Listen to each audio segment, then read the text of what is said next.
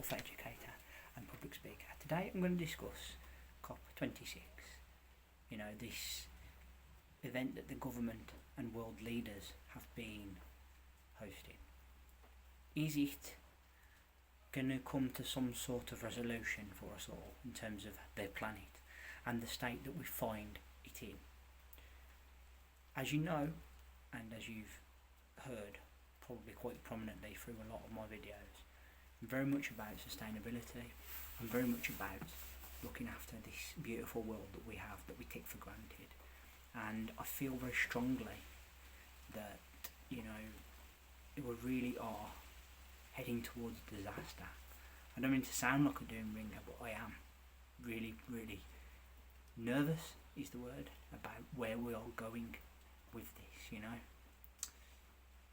bit of background to me. So, when I was a little boy, my primary school was the first eco-friendly school, and that was Ridgeway Primary School in Burntwood in Staffordshire, England. And this kind of really set me on a path to being a bit more mindful and respectful to the environment. We were taught to look after the grounds, keep things clean, and accept that really everything that we do comes at a cost, and it does, cost of resource for everything. Now, the big issue that we're going to have, and the big issue that we've had for a very, very long time, is quite frankly, the planet is overpopulated. There's far too many people, and there's just not enough, there's not a strong plan in place to cope with the demand that we are seeing. The powers that be have not found a workable solution, and COP26 is probably about trying to find that solution. I have to be honest, I do feel that it is probably too late to completely reverse global warming. I think if we was going to do anything, we probably should have done it 10 years ago and really enforced it. However, it's not too late to try and have some sort of life in the new order of existence, shall we say, where we can live and we can survive despite the effect of global warming. Now, all of you that follow closely will know that global warming's impact on this planet has already hit us very hard. When the coronavirus hit last year and there were less cars on the road, the air pollution dropped ridiculously. Over in Venice, in Italy, there were animals going into the water there that had not been there for very, very many years. In short, Mother Earth was healing, but be under no illusions, guys. It seems like a thankless task.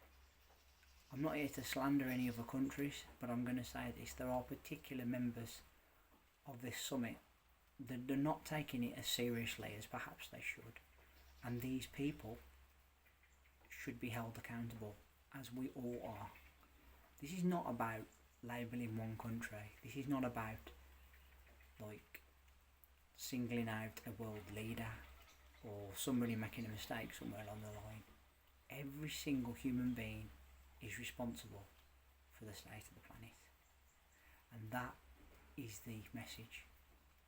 Me, you, everybody. We all have to make an effort. We all have to do more. We all have to find a way to make this planet habitable for all of us, for our children's children's children. I don't know if any of you remember a film from the early 90s called Fern, Gully. It was the late Robin Williams did the voice of a character called Batty Coda. In that film, the message was clear that this particular animated film is timeless. It said for our children's children's children at the end, and the message was quite clearly, we have to change, we have to look after the a very delicate balance that we have with nature that has sustained us so long, and by not doing so we risk losing it all. We also risk a massive dramatic effect on our health. Be under no illusions, we continue to poison the planet, Mother Earth will strike back, because the consequences that we are creating for ourselves will bite us very hard, and it already is in certain parts of the world. Just by the temperature going up by a couple of degrees, we're already seeing huge impacts, particularly in regions like Africa, where it's already very hot. Just an extra couple of degrees is making a huge difference. You've got the polar ice caps melting, the sea level rising, you know, the jet stream. Just the slightest change to that will have a huge impact on our environment. I really hope and pray that the government leaders of the world take this summit very, very seriously and do more to implement. There's talk of 2030, us becoming carbon neutral, going zero carbon emissions. That is a huge step in the right direction, but I've got to be honest, that probably should have been pushed a little bit harder for middle of this decade, or maybe even 2020. But I guess getting everybody to agree, getting everybody to do it is the difficulty. Guys, I'm going to leave with this message.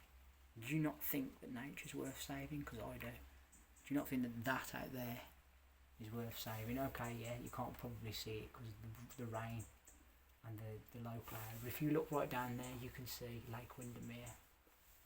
Beautiful, beautiful, beautiful part of the UK, beautiful part of the world. And we risk losing all of that through just not being careful, through carelessness. I've always said it. This planet is our home, and would you leave your home in such a state? I wouldn't. I know some people live in an absolute tip, but that's up to them.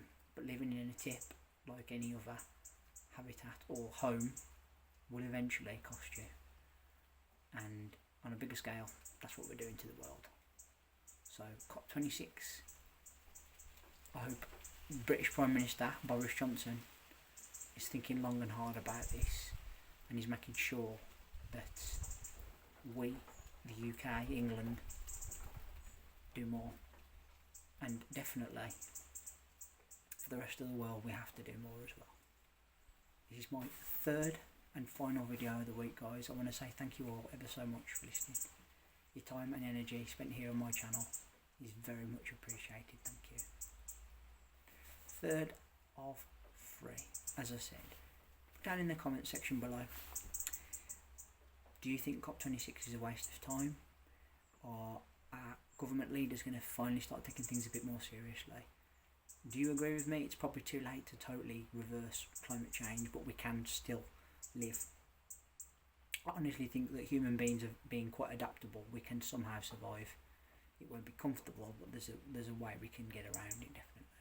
Remember to hit that subscribe button down below and leave me a thumbs up and a like, and let's hear that bell sign go ding dong so you know when my next content's out. Until then, I want to say thank you all ever so much for listening as always. Your time and your energy is so much appreciated here on my channel. We're back with another load of videos starting next week. Until then, take care of yourselves and bye for now.